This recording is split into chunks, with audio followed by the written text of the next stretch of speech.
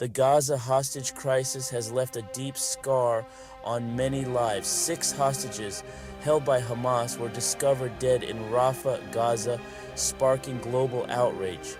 These victims, each with their own stories of courage and resilience, were caught in a brutal conflict.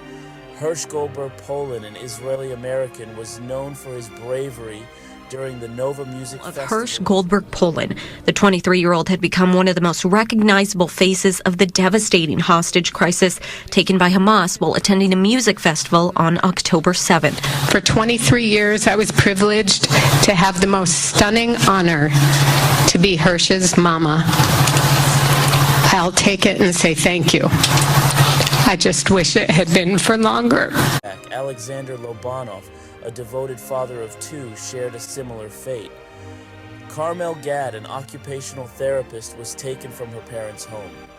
Almog Sarusi, Eden Yerushalmi, and Ori Danino, each captured while trying to save others, now become symbols of heartbreaking loss.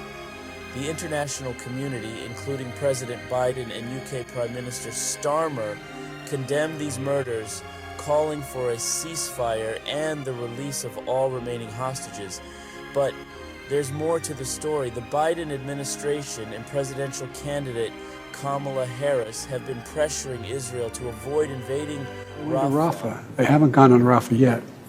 If they go into Rafah, I'm not supplying the weapons that have been used historically to deal with Rafah. It's just wrong. Biden made those comments tonight during an interview with CNN. It comes after similar messages from top U.S. officials, a new level of pressure on Israel to avoid a full-scale invasion of Rafah.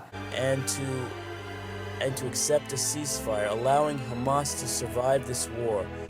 Out of character, really, for Biden to put that public pressure on the prime minister so publicly. When asked yesterday, if Netanyahu, the prime minister of Israel, was doing enough to free the hostages, he said simply no, and that was enough for Prime Minister Benjamin Netanyahu to push back publicly of his own.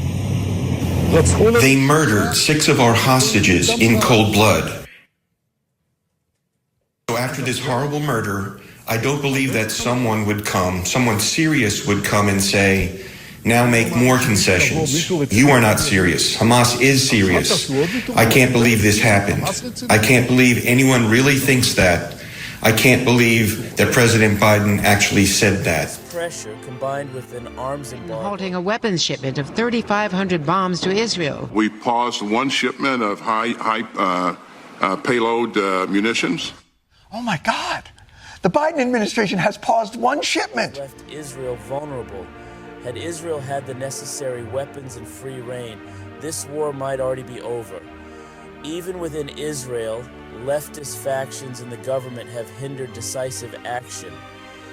According to Caroline Glick, the Attorney General ordered the Air Force not to act, facilitating Hamas's kidnapping. Block the terrorists from returning to Israel, etc., or giving chase to them inside of Gaza, is because the Attorney General, Gali Baharav Miara, told Prime Minister Netanyahu that he didn't have the power to change the rules of engagement, that he didn't have the power to declare war, that only the full government has the power to declare war. And as a result, until the full cabinet was able to come in to convene at 8 o'clock in the evening and declare war, she refused to allow the IDF to change the rules of engagement, to allow the Israel Air Force to operate, and refused to allow the Prime Minister to order them to do that.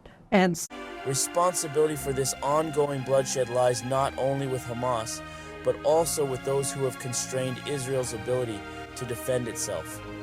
These actions have consequences, and it's crucial that those responsible are held to account.